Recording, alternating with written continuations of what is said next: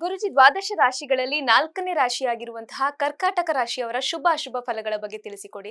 ಚಂದ್ರನ ಆಧಿಪತ್ಯ ಹೊಂದಿರುವ ಈ ರಾಶಿಯವರು ಮಕರ ಸಂಕ್ರಮಣದ ಬಳಿಕ ಯಾವ ರೀತಿಯ ಎಚ್ಚರಿಕೆ ಕ್ರಮಗಳನ್ನ ವಹಿಸಬೇಕಾಗತ್ತೆ ಅಂತ? ಈ ಕರ್ಕಾಟಕ ರಾಶಿ ಯಜಮಾನ ನೀವು ಹೇಳಿದ ಹಾಗೆ ಚಂದ್ರನಿಗೂ ಸೂರ್ಯನಿಗೂ ಬಹಳ ಮಿತ್ರತ್ವ ಇದೆ. ಹ್ಮ್. ಮಿತ್ರತ್ವ ಇದೆ ಅಂದ್ರೆ ಇಲ್ಲಿ ಒಂದು ಅಗೇನ್ ಒಂದು ಸಣ್ಣ ಕೊಕ್ಕೆ ಇದೆ ಇಲ್ಲಿ. ಮಿತ್ರತ್ವ ಯಾವಾಗ ಇರುತ್ತೆ? ಯಾವಾಗ ಶುಕ್ಲ ಪಕ್ಷದಲ್ಲಿ ಮೈ ತುಂಬಿಕೊಳ್ಳುವಂತಹ ಚಂದ್ರ ಇರ್ತಾನೋ ಆಗ ಸೂರ್ಯನ ಸಂಬಂಧವಾದಂತಹ ಒಂದು ಬೆಳಕಿನ ಆ ಸಂಯೋಜನೆಗೆ ಸರಿಸಮವಾಗಿ ಇರ್ತಾನೆ. ಇವತ್ತು ತುಂಬಿಕೊಂಡಂತಹ ಸೂರ್ಯ ಎಷ್ಟು ಪ್ರಖರನೋ ಹಾಗೆಯೇ ಬೆಳದಿಂಗಳನ್ನ ತುಂಬಿಕೊಂಡಂತಹ ಚಂದ್ರನು ಅಷ್ಟೇ ಪ್ರಖರ. ಆದರೆ ಅಮಾವಾಸ್ಯೆಗೆ ಮುಮ್ಮುಖವಾಗುವಂತಹ ಚಂದ್ರ ಏನಾಗ್ತಾನೆ, ಸೂರ್ಯನ ಸಂಬಂಧವಾದಂತಹ ವಿಚಾರದಲ್ಲಿ ತನ್ನ ದೌರ್ಬಲ್ಯವನ್ನ ಪಡೆದುಕೊಳ್ಳುವಂತಹ ಒಂದು ಅದಕ್ಕೆ ಈಗ ನಾವು ಇವತ್ತು ಒಂದು ಕಥೆ ಹೇಳುವಾಗ ಸೂರ್ಯನಿಗೆ ನಿನ್ನ ದೇಹ ಕ್ಷಯಿಸಲಿ ಅನ್ನುವಂತಹ ಶಾಪ ಗುರುವಿನಿಂದಲೇ ಬಂತು ಅಂತ ನಾವು ಕಥೆ ಕೇಳ್ತೇವೆ. ಅದರ ಅರ್ಥ ಏನು? ಬೆಳಕಿನ ವಿಚಾರ ಸೂರ್ಯನ ಕಾರಣಕ್ಕಾಗಿ ಅಮಾವಾಸ್ಯೆಯ ಕೃಷ್ಣ ಪಕ್ಷದಲ್ಲಿ ಏನಾಗುತ್ತೆ, ಕ್ಷೀಣವಾಗ್ತಾ ಹೋಗುತ್ತೆ.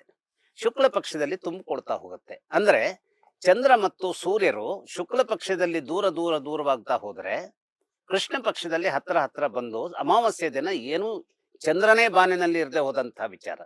ಬಾನಿನಲ್ಲಿ ಚಂದ್ರ ಇಲ್ಲ ಅಂತಲ್ಲ, ಆದ್ರೆ ಸೂರ್ಯನ ಕಾರಣಕ್ಕಾಗಿ ಆತ ಕಾಣಿಸ್ಕೊಡೋದಿಲ್ಲ. ಅಂದ್ರೆ ಸೂರ್ಯನ ವಿಚಾರ ನಾನು ಮೊದಲಿಂದಲೂ ಹೇಳ್ತಾ ಇದ್ದ ಹಾಗೆ, ಸೂರ್ಯ ಎಲ್ಲಿ ತನ್ನ ಬೆಳಕಿನಿಂದ ಒಂದು ಗ್ರಹವನ್ನ ಸಂಪೂರ್ಣವಾಗಿ ಎಕ್ಲಿಪ್ಸ್ ಮಾಡ್ತಾನೋ, ಅದಕ್ಕೆ ನಾವು ರಾಹುಕೇತುಗಳ ಬಗ್ಗೆ ಹೇಳುವಂತದ್ದೇನು, ಬೆಳಕಿನ ಪುಂಜಗಳಾದಂತಹ ಸೂರ್ಯ ಮತ್ತು ಚಂದ್ರರನ್ನೇ ಅವರು ಏನ್ ಮಾಡ್ತಾರೆ, ಕತ್ತಲಲ್ಲಿ ಮುಳುಗಿಸ್ಬಿಡ್ತಾರೆ. ಅದರ ಅರ್ಥ ಕತ್ತಲಲ್ಲಿ ಮುಳುಗಿಸ್ತಾರೆ ಅವರು ಅಂತಲ್ಲ, ಅಲ್ಲಿ ಗ್ರಹಣ ಏನೋ ಒಂದು ಅವರನ್ನ ನುಂಗಿ ಬಿಡ್ತಾರೆ ಅಂತಲ್ಲ. ಆದ್ರೆ ಆ ಕತ್ತಲಿನ ಕಾರಣಕ್ಕಾಗಿ, ನೆರಳಿನ ಕಾರಣದಿಂದಾಗಿ ಆ ಒಂದು ಬೆಳಕಿನ ಪುಂಜಗಳು ನಮಗೆ ಕಾಣೋದಿಲ್ಲ. ಅದು ಗ್ರಹಣವಾಗಿರುತ್ತೆ. ಆ ಗ್ರಹಣದ ಸಂದರ್ಭದಲ್ಲಿ ಕೆಲವು ಮೂಢನಂಬಿಕೆಗಳು ಅಂತ ಹೇಳ್ತಾರೆ. ಆ ಮೂಢನಂಬಿಕೆಗಳು ಆ ವಿಚಾರ ಬೇಕಾಗಿಲ್ಲ ಇಲ್ಲಿ. ಈಗ ನಾವು ಹೇಳುವಂತಹದ್ದೇನು, ಚಂದ್ರ ಇವನಿಗೆ ಮಿತ್ರನಾಗಿರೋದ್ರಿಂದ ವಿಶೇಷವಾಗಿ ಈ ವರ್ಷ ಜನರ ಈ ಕರ್ಕಾಟಕ ರಾಶಿಗೆ ಸಂಬಂಧಿಸಿದವರ ಆರ್ಥಿಕವಾದಂತಹ ಸಂವರ್ಧನೆಗೆ ಹೆಚ್ಚಿನ ಒಂದು ಗಟ್ಟಿತನ ಸಿಗೋದಕ್ಕೆ ಅದು ತನ್ನದೇ ಆದಂತಹ ಒಳ್ಳೆಯ ದಾರಿಯನ್ನ ರೂಪಿಸ್ಕೊಡುತ್ತೆ. ಅದು ಯಾವುದರಿಂದ ರೂಪುಗೊಳ್ಳುತ್ತೆ? ಅದು ಸೂರ್ಯನಿಂದಾಗಿ ರೂಪುಗೊಳ್ಳುತ್ತೆ. ಈ ವಿಶೇಷವಾಗಿ ಈ ರಾಶಿಯವರಿಗೆ ಸೂರ್ಯ ಏನಿದ್ದಾನೆ ಆರ್ಥಿಕ ಸ್ಥಳದ ಯಜಮಾನ ಅವನು. ಹಾಗಾದ್ರೆ ಆರ್ಥಿಕ ಸ್ಥಳದ ಯಜಮಾನಾಗಿ ಪ್ರತಿ ವರ್ಷವೂ ಹಾಗಾದ್ರೆ ಅವರಿಗೆ ಒಳ್ಳೆಯ ಒಂದು ಆರ್ಥಿಕ ಸಂವರ್ಧನೆಯನ್ನ ಕೊಡೋದಿಲ್ಲ ಅಂತ ಕೇಳಿದ್ರೆ, ಈ ರಾಶಿಯವರಿಗೆ ಈ ವರ್ಷದ ಮಧ್ಯಭಾಗದಿಂದ ಅಂದ್ರೆ ಈಗ ನಾಳೆ ಜನವರಿ 14ರಿಂದ ಏನಾಗುತ್ತೆ, ಮಕರ ಸಂಕ್ರಮಣ ಸ್ಟಾರ್ಟ್ ಆಗುತ್ತೆ. ಸಾಧಾರಣ ಮೇ 14ರ ಸಂದರ್ಭದಲ್ಲಿ ಏನಾಗುತ್ತೆ, ಇವರಿಗೆ ಈಗ ಅಂಟಿರುವಂತಹ ಒಂದು ಶನಿ ಕಾಟದಿಂದ ಇವರು ಹೊರಗೆ ಬರ್ತಾರೆ. ಯಾರು? ಕರ್ಕಾಟಕ ರಾಶಿ.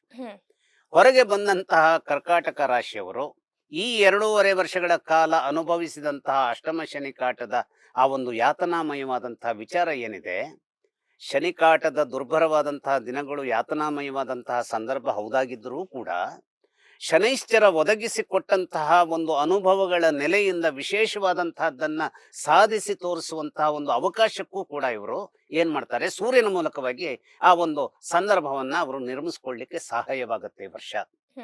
ಹಾಗಾದ್ರೆ ಸೂರ್ಯ ಏನ್ ಮಾಡ್ತಾನೆ, ಶನೈಶ್ಚರ ಹೋದ ಕಾರಣಕ್ಕಾಗಿಯೇ, ಶನೈಶ್ಚರ ಎಲ್ಲಿಗೆ ಹೋಗ್ತಾನೆ ಹಾಗಾದ್ರೆ, ಕುಂಭರಾಶಿಯಿಂದ ಅವನು ಮೀನಕ್ಕೆ ಬರ್ತಾನೆ. ಮೀನಕ್ಕೆ ಶನೈಶ್ಚರ ಬಂದ ಅಂತಂದ್ರೆ ವಿಶೇಷವಾಗಿ ಶನೈಶ್ಚರನಿಂದ ಒಳಿತಿಲ್ಲದೆ ಹೋದರೂ ಕೂಡ ಗುರುವಿನಿಂದ ಒಳಿತಾಗಬೇಕಾದಂತಹ ಸಂದರ್ಭ ತಪ್ಪಿ ಹೋದರೂ ಕೂಡ, ಯಾಕೆಂದ್ರೆ ಈ ಕರ್ಕಾಟಕ ರಾಶಿಯವರಿಗೆ ಮೇ ಮಧ್ಯಭಾಗದಲ್ಲಿ ಏನಾಗುತ್ತೆ, ಗುರು ಬಲವೂ ತಪ್ಪು ಹೋಗುತ್ತೆ. ಹಾಗಾದ್ರೆ ಶನೈಶ್ಚರನ ಒಂದು ತೊಂದರೆಯಿಂದ ತಪ್ಪಿಸಿಕೊಂಡಂತಹ ಇವರು ಶನೈಶ್ಚರನ ಆ ತೊಂದರೆಯಿಂದ ತಪ್ಪಿಸಿಕೊಂಡ ಕಾರಣಕ್ಕಾಗಿ ಗುರು ಬಲ ಇರದೆ ಹೋದರೂ ಕೂಡ ಇವರಿಗೆ ಬೇಕಾದಂತಹ ಅನೇಕ ಅರಿಷ್ಟಗಳನ್ನ ನಿವಾರಿಸುವಂತಹ ಶಕ್ತಿಯನ್ನ ಇವರಿಗೆ ನಷ್ಟದ ಸ್ಥಳವಾದಂತಹ ಮಿಥುನದಿಂದಲೇ ಗುರು ಒದಗಿಸಿಕೊಡುವಂತಹ ಒಂದು ಶಕ್ತಿಯನ್ನ ಪಡೆಯೋದ್ರಿಂದ ಅನೇಕ ಅರಿಷ್ಟಗಳು ಅಂದ್ರೆ ಏನು, ಯಾವುದೋ ಒಂದು ವ್ಯಾಜ್ಯ, ಯಾವುದೋ ಒಂದು ಸಂಬಂಧವಾದಂತಹ ಅಣ್ಣ ತಮ್ಮಂದಿರ ಜಗಳ, ಅಥವಾ ಯಾವುದೋ ಒಂದು ಕೆಲಸದ ಸಂದರ್ಭದಲ್ಲಿ ಯಾವುದೋ ಒಂದು ಬಾಸ್ನಿಂದ ಒಬ್ಬ ತೊಂದರೆಗೊಳಗಾಗುವಂಥದ್ದು, ಅಥವಾ ಬಾಸ್ ತನ್ನ ಕೈ ಕೆಳಗಿನವರಿಂದ ತೊಂದರೆಗೊಳಗಾಗುವಂಥದ್ದು, ಈಗ ಶನಿ ಕಾಟ ಅಂತಂದ್ರೆ ಏನು? ಆರೋಗ್ಯದ ಮೂಲಕವಾಗಿ ಅದು ಬಾಧೆ ಆಗ್ಬಹುದು, ಅಥವಾ ಕೆಲಸದ ಸ್ಥಳದಲ್ಲಿ ಬಾಧೆ ಆಗಬಹುದು. ಈ ಯಾವ್ದು ಬಾಧೆ ಇದೆಯೋ ಅದರಿಂದ ಸರ್ರನೆ ಹೊರಗೆ ಬರಬಹುದಾದಂತಹ ಒಂದು ದಿವ್ಯ, ಅದಕ್ಕೆ ಬೇಕಾದಂತಹ ಒಂದು ಪರಿಕರಗಳು ಹಾಗಾದ್ರೆ ಎಲ್ಲಿಂದ ಒದಗುತ್ತವೆ ಅಂತಂದ್ರೆ ಸೂರ್ಯನಿಂದಲೇ ಒದಗತ್ತೆ. ಸೂರ್ಯನಿಂದ ಒದಗತ್ತೆ ಅಂದ್ರೆ ಏನು?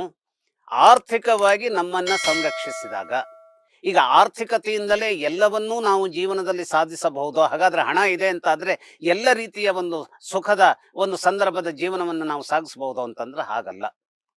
ಹಣದಿಂದಲೇ, ಕೇವಲ ಹಣದಿಂದಲೇ ಎಲ್ಲವೂ ಬಂತು ಅನ್ನುವಂಥದ್ದಲ್ಲ. ಆದರೆ ಈ ವರ್ಷ ವಿಶೇಷವಾಗಿ ಹಣದಿಂದಲೇ ಇವರಿಗೆ ಒಳಿತನ್ನ ನಿರ್ಮಾಣ ಮಾಡಿ ಕೊಡಬೇಕಾದಂತಹ ಒಂದು ಸಾಫಲ್ಯವನ್ನ ಶ್- ಸೂರ್ಯ ಇವರಿಗೆ ಒದಗಿಸ್ಕೊಡ್ತಾನೆ. ಹ್ಮ್. ಅವನು ಯಾವುದೇ ರಾಶಿಗೆ ಬರಲಿ, ಎಕ್ಸೆಪ್ಟ್ ಅವನು ಮಿಥುನ ರಾಶಿಗೆ ಬಂದಾಗ ಮಾತ್ರ ಇವರು ಸ್ವಲ್ಪ ಎಚ್ಚರದಲ್ಲಿರ್ಬೇಕಾಗತ್ತೆ. ಮಿಥುನ ರಾಶಿಗೆ ಯಾವಾಗ ಬರ್ತಾನೆ? ಅವನು ಜೂನ್ 15ರ ಸಂದರ್ಭದಲ್ಲಿ, ಒಳ ಹೊರದಲ್ಲಿ 1 ತಿಂಗಳ ಅಲ್ಲಿರ್ತಾನೆ. ಆ ಸಂದರ್ಭದಲ್ಲಿ ಸ್ವಲ್ಪ ತೊಂದರೆಗಳಿಗೆ ಸಿಲುಕಿಕೊಳ್ಳುವಂತಹ ಸಾಧ್ಯತೆ ಕರ್ಕಾಟಕ ರಾಶಿಯವರಿಗೆ ವಿಶೇಷವಾಗಿರುತ್ತೆ. ಆ 1 ತಿಂಗಳ ಸಂದರ್ಭದಲ್ಲಿ ಸ್ವಲ್ಪ ವಿಶೇಷವಾದಂತಹ ಎಚ್ಚರಿಕೆಯನ್ನು ಹೊಂದಿದರೆ ಉಳಿದ ಎಲ್ಲ 11 ತಿಂಗಳ ಕಾಲ, ಅಂದ್ರೆ ಈ ಜನವರಿ 14ರಿಂದ ಮುಂದಿನ ಜನವರಿ 14ರವರೆಗೆ ಸೂರ್ಯನ ಮೂಲಕವಾದಂತಹ ಆರ್ಥಿಕವಾದಂತಹ ಬೆಂಬಲವನ್ನ ಇವರು ಪಡೆಯಲಿಕ್ಕೆ ಬಹಳ ಅತ್ಯಂತ ಅದ್ಭುತವಾದಂತಹ ಕಾಲಘಟ್ಟವಾಗಿ ಈ ಒಂದು ಮಕರ ಸಂಕ್ರಾಂತಿಯ ಅವಧಿ ಏನಿದೆ ಇದು ತನ್ನದೇ ಆದಂತಹ ಸಹಾಯವನ್ನ ಕರ್ಕಾಟಕ ರಾಶಿಯವರಿಗೆ ಒದಗಿಸ್ಕೊಡುತ್ತೆ. ನಂತರ ವಿಶೇಷವಾಗಿ ಚಂದ್ರನ ಸಂದರ್ಭ ಈ ರಾಶಿಯವರಿಗೆ ಅಕಸ್ಮಾತ್ತಾಗಿ ಆ ಚಂದ್ರ ಯಾವುದೋ ಒಂದು ಶುಭಪ್ರದವಾದಂತಹ ಗ್ರಹವನ್ನ ಮಕರ ರಾಶಿಯಲ್ಲಿ ಗ್ರಹಿಸ್ತಾ ಇದ್ದಾನೆ ಅಂತಂದ್ರೆ, ಸಪೋಸ್ ಈಗ ಮಕರದಲ್ಲಿ ಕುಜ ಇದ್ದಾನೆ ಅಂತ ತಿಳ್ಕೊಳ್ಳೋಣ. ಹ್ಮ್. ಈಗ ಯಾರ ಜಾತಕದಲ್ಲಿ ಹೇಗಿರುತ್ತೆ ಅನ್ನುವಂಥದ್ದನ್ನ ಹೇಳೋದು ಕಷ್ಟ, ಆದ್ರೆ ಆ ಜಾತಕವನ್ನೇ ನೋಡಿದಾಗ ನಮ್ಗೆ ಅರ್ಥವಾಗೋದು. ಈ ಚಂದ್ರನ ಕರ್ಕಾಟಕ ರಾಶಿ ಅಂದ್ರೆ ಚಂದ್ರ ಕರ್ಕಾಟಕದಲ್ಲಿದ್ದಾನೆ ಅಂತ ಅರ್ಥ. ಹ್ಮ್. ತನ್ನದೇ ರಾಶಿಯಲ್ಲಿ ಇರುವಂತಹ, ತನ್ನ ಯಜಮಾನತ್ವದ ರಾಶಿಯಲ್ಲೇ ಇರುವಂತಹ ಚಂದ್ರ ಮಕರ ರಾಶಿಯಲ್ಲಿ ಇರುವಂತಹ ಮಂಗಳನನ್ನ ನೋಡುವಂತಹ ಕಾರಣಕ್ಕಾಗಿ ಒಂದು ಶಶಿಮಂಗಳ ಯೋಗ ಅನ್ನುವಂತಹ ಒಂದು ಬಹಳ ಅದ್ಭುತವಾದಂತಹ ಯೋಗ ನಿರ್ಮಾಣ ಆಗುತ್ತೆ. ಈ ಯೋಗದ ನಿರ್ಮಾಣದಿಂದಾಗಿ ಏನಾಗುತ್ತೆ? ಈ ಶಶಿಮಂಗಳ ಯೋಗ ಅನ್ನುವಂಥದ್ದೇನು, ಅನಿರೀಕ್ಷಿತವಾದ ಮೂಲದಿಂದ ಧನದ ಒಂದು ದೊಡ್ಡ ನಿಧಿ ನಮಗೆ ಬರೋದಕ್ಕೆ, ಅಂದರೆ ಹಣದ ನಿಧಿ ನಮಗೆ ಬರೋದಕ್ಕೆ ಅವಕಾಶವಾಗುತ್ತೆ. ಅಂದ್ರೆ ಯಾವುದೋ ಒಂದು ಪ್ರಮೋಷನ್ ತಡೆ ಹಿಡಿಯಲ್ಪಟ್ಟಿತ್ತು, ಆದ್ರೆ ಈಗ ಪ್ರಮೋಷನ್ ಸಿಕ್ತು. ಎಷ್ಟೋ ದಿನಗಳ ಒಂದು ಆ ಒಂದು ಏನು ಏರಬೇಕಾಗಿದ್ದಂತಹ ಒಂದು ಈ ಹಣ ಏನಿದೆ ಅದು ನಮಗೆ ಸಿಗಬಹುದಾದಂತಹದ್ದು. ಹ್ಮ್. ಆದ್ರೆ ಈ ಒಂದು 10 ವರ್ಷಗಳಿಂದ ಒಳ್ಳೆಯ ಬೆಲೆಯನ್ನ ನಾನು ಪಡೆಯಲಾರಕ್ಕೆ ಸಾಧ್ಯವಾಗದೆ ಹೋದಂತಹ ಯಾವುದೋ ಒಂದು ಕೃಷಿ ಸಂಬಂಧವಾದಂತಹ ವಿಚಾರವನ್ನ ನಾನು ಮಾಡ್ತಾ ಇದ್ದೆ, ಎಲ್ಲ ನಷ್ಟ ಆಗ್ತಾ ಇತ್ತು. ಆದ್ರೆ ಅದನ್ನೆಲ್ಲ ತುಂಬಿಕೊಡಬಹುದಾದಂತಹ ಬಂಪರ್ ಬೆಳೆ ಈ ವರ್ಷ ಬರಬಹುದಾದಂತಹದ್ದಕ್ಕೆ ಕರ್ಕಾಟಕ ರಾಶಿಯವರಿಗೆ ಸಾಧ್ಯವಾಗಿ ಏನಾಗುತ್ತೆ? ಹಣದ ಮೊತ್ತ ಹರಿದು ಬರೋದಕ್ಕೆ ಅನುಕೂಲವಾಗುತ್ತೆ. ಹಾಗೆ ನಾವು ಯಾವುದೋ ಒಂದು ಸಿನಿಮಾವನ್ನ ಅಥವಾ ಯಾವುದೋ ಒಂದು ಆ ಮಹತ್ತರವಾದಂತಹ ಕೆಲಸವನ್ನ ಎಷ್ಟೋ ವರ್ಷಗಳಿಂದ ನಾವು ಮಾಡ್ಲಿಕ್ಕೆ ಮುಂದಾಗ್ತೀವಿ, ಆದ್ರೆ ಸೋಲ್ತಾ ಇರ್ತೀವಿ. ಆದ್ರೆ ಈ ವರ್ಷ ಅದು ಸಾಧ್ಯವಾಗಿ ಆ ಮೂಲಕವಾಗಿ ಬರಬೇಕಾದಂತಹ ಲಾಭ ಒದಗಿ ಬರೋದಕ್ಕೆ ಏನಾಗತ್ತೆ? ಸಾಧ್ಯವಾಗತ್ತೆ. ಹಾಗೆ ಲಾಭದ ಸಂದರ್ಭ ಏನು? ಮದುವೆ ಸಂದರ್ಭವೂ ಹೌದು. ಮದುವೆ ಆಗದೆ ಹೋದವರಿಗೆ ಅಥವಾ ಗಂಡ ಹೆಂಡತಿಯ ನಡುವೆ ಏನಾದರೂ ಒಂದು ವಿಶೇಷವಾದಂತಹ ಮುನಿಸು ಇತ್ತು ಅಂತಾದ್ರೆ ಆ ಮುನಿಸನ್ನ ಕರಗಿಸಿಕೊಳ್ಳಬಹುದಾದಂತಹ, ಮತ್ತೆ ಬದುಕನ್ನ ಅರ್ಥಪೂರ್ಣವಾಗಿ ಪರಸ್ಪರರ ನಂಬಿಕೆಯೊಂದಿಗೆ, ಪರಸ್ಪರರ ಸಹಕಾರದೊಂದಿಗೆ ಮುಂದರಿಸಿಕೊಂಡು ಹೋಗಲಿಕ್ಕೆ ಬೇಕಾದಂತಹ ಶಕ್ತಿಯನ್ನು ಇದೇ ಸೂರ್ಯ ಇವರಿಗೆ ತುಂಬುತ್ತಾನೆ. ಹ್ಮ್. ಅಷ್ಟೇ ಅಲ್ಲ, ಅನೇಕ ರೋಗಗಳಿಂದ ಇನ್ನೇನು ಈ ರೋಗದಿಂದ ನನಗೆ ಬಿಡುಗಡೆಯೇ ಇಲ್ಲ ಅನ್ನುವಂತಹ ಸಂದರ್ಭದಲ್ಲೂ ಕೂಡ, ವಿಶೇಷವಾಗಿ ಕ್ಯಾನ್ಸರ್ ರೋಗಿಗಳು, ಹ್ಮ್. ಕ್ಯಾನ್ಸರ್ ಗುಣಪಡಿಸಲಾಗದಂತಹ ಕಾಯಿಲೆ ಅನ್ನುವಂಥದ್ದು ಈಗ ಕೆಲವು ವರ್ಷಗಳ ಹಿಂದೆ ಏನಾಗಿದೆ, ಕ್ಯಾನ್ಸರ್ ಅನ್ನು ಗುಣಪಡಿಸಬಹುದು, ಆದ್ರೆ ಅದಕ್ಕೊಂದು ಅವಧಿ ಇದೆ. ಕೆಲವು ಸಲ ಏನಾಗುತ್ತೆ, ಇಷ್ಟು ಅವಧಿಯಿಂದ ಇದು ಮುಂದೆ ಬಂದ್ಬಿಟ್ಟಿದ್ರೆ ಈ ಸ್ಟೇಜ್ನಲ್ಲಿ ನಾವು ಕಂಟ್ರೋಲ್ ಮಾಡೋದು ಕಷ್ಟ, ಕೈ ಬಿಟ್ಟಂತಹ ಕೇಸ್ ಇರುತ್ತೆ. ಆದ್ರೆ ಅಂತಹ ಕೈ ಬಿಟ್ಟ ಕೇಸುಗಳು ಕೂಡ ಪವಾಡ ಸದೃಶವಾಗಿ ಬದುಕನ್ನ ಒದಗಿಸಿಕೊಡಬೇಕಾದಂತಹ, ಕ್ಯಾನ್ಸರ್ ಅನ್ನ ಗುಣಪಡಿಸಬಹುದಾದಂತಹ ವಿಶೇಷ ಶಕ್ತಿಯನ್ನ ಸೂರ್ಯ ತುಂಬಿಕೊಡೋದಕ್ಕೆ ಸಾಧ್ಯತೆ ಇರುತ್ತೆ ಕರ್ಕಾಟಕ ರಾಶಿಯವರಿಗೆ. ಹಾಗಾಗಿ ಅನೇಕ ರೀತಿಯ ಲಾಭ ಅಂದ್ರೇನು? ಕೇವಲ ಹಣದ ಮಾತ್ರದ್ದಲ್ಲ, ಸಂಬಂಧದ, ಹೆಣ್ಣು ಗಂಡಿನ ಸಂಬಂಧದ, ಗಂಡ ಹೆಂಡತಿಯ ನಡುವಿನ ಸಂಬಂಧದ, ಅಥವಾ ಆಫೀಸಿನಲ್ಲಿನ ಬಾಸ್ ಅಂಡ್ ಮತ್ತು ಸಬಾರ್ಡಿನೇಟ್ಸ್ ನಡುವಿನ ಸಂಬಂಧದ, ಅಥವಾ ಯಾವುದೋ ಒಂದು ಯಶಸ್ಸಿನ ವಿಚಾರದಲ್ಲಿ ನಾವು ಕೈಗೊಂಡಂತಹ ನಿರ್ಮಾಣ, ಸಿನಿಮಾ, ಅಥವಾ ಯಾವುದೋ ಒಂದು ಮನೆ ಕಟ್ಟೋದಂಥದ್ದಿದೆ.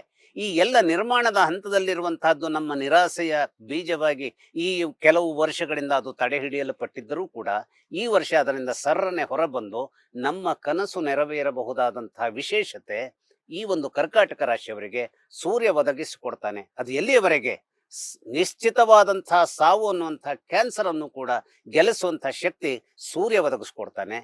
ಆ ಸೂರ್ಯನ ಶಕ್ತಿ ಒದಗಿದಾಗ ತನ್ನಿಂದ ತಾನೇ ಕ್ರಿಯಾಶೀಲತೆ ಕರ್ಕಾಟಕ ರಾಶಿಯವರ ಸಂದರ್ಭದಲ್ಲಿ ವಿಚಿತ್ರವಾದಂತಹ ಎತ್ತರಕ್ಕೆ ಏರಲಿಕ್ಕೆ ಸಾಧ್ಯ ಮಾಡಿಕೊಡುತ್ತೆ. ಹಾಗಾಗಿ ಈ ಒಂದು ಕರ್ಕಾಟಕ ರಾಶಿಯವರಿಗೆ ಸೂರ್ಯನಿಂದ ಆಗಬಹುದಾದಂತಹ ಒಂದು ಹೆಲ್ಪ್ ಏನಿದೆ ಇದು ಅಗಾಧವಾದದ್ದು. ಇದನ್ನ ಶಬ್ದಗಳಲ್ಲಿ ಹಿಡಿದಿಡಲಿಕ್ಕೆ ಸಾಧ್ಯವಾಗದೆ ಹೋದಂಥದ್ದು. ಇಷ್ಟು ಹೇಳ್ತಾ ಈ ವಿಚಾರಕ್ಕೆ ನಾನು ಮುಕ್ತಾಯ ಹೇಳ್ತೇನೆ. ನಮಸ್ಕಾರ. ಧನ್ಯವಾದ ಗುರುಜಿ. ಕರ್ಕಾಟಕ ರಾಶಿಯವರ ಮೇಲೆ ಸೂರ್ಯ ಯಾವ ರೀತಿಯಾಗಿ ಪರಿಣಾಮ ಬೀರ್ತಾನೆ, ಜೊತೆಗೆ ಯಾವ ಸಂದರ್ಭದಲ್ಲಿ ಇವರು ಎಚ್ಚರಿಕೆ ವಹಿಸಬೇಕಾಗುತ್ತೆ ಅನ್ನೋದ್ರ ಬಗ್ಗೆ ಸಂಪೂರ್ಣ ಮಾಹಿತಿಯನ್ನು ನೀಡಿದ್ದಕ್ಕೆ ಧನ್ಯವಾದ. ನಮಸ್ಕಾರ. ಲೇಟೆಸ್ಟ್ ಹಾಗೂ ಇಂಟ್ರೆಸ್ಟಿಂಗ್ ಸುದ್ದಿಗಳಿಗಾಗಿ ಬಾಸ್ ಟಿವಿ ಕನ್ನಡ ಚಾನೆಲ್ನ ಸಬ್ಸ್ಕ್ರೈಬ್ ಮಾಡಿ. ಹಾಗೆಯೇ ಬೆಲ್ ಐಕಾನ್ ಪ್ರೆಸ್ ಮಾಡಿ. ಇದರ ಜೊತೆಗೆ ಫೇಸ್ಬುಕ್, ಇನ್ಸ್ಟಾಗ್ರಾಮ್, ಎಕ್ಸ್ ನಲ್ಲೂ ಮಿಸ್ ಮಾಡದೆ ಫಾಲೋ ಮಾಡಿ.